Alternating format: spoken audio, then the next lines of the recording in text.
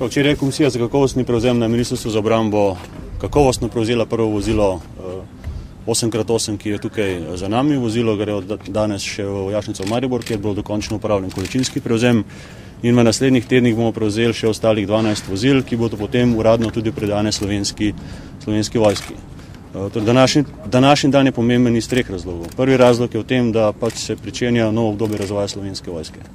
To vozilo je začetek oblikovanja srednjega motoriziranega bataljona, ki mora biti oblikovan do leta 2012 v skladu z našimi načrti in v skladu s cilji sil, ki smo jih skupaj pripravili v NATO. Drugi razlog je, da bo s tem vozilom slovenski vojak bolj zaščiten in bolj varen v bodočih operacijah, ki se jih bomo udeleževali. In tretji razlog je, da je s prevzemom tega vozila nastopil tudi pogoj, da pristopimo k reprogramiranju pogodbe, o čemer smo se s podjetjem tudi že, z izvajalcem tudi že dogovorili in to nas čaka v naslednjih mesecih.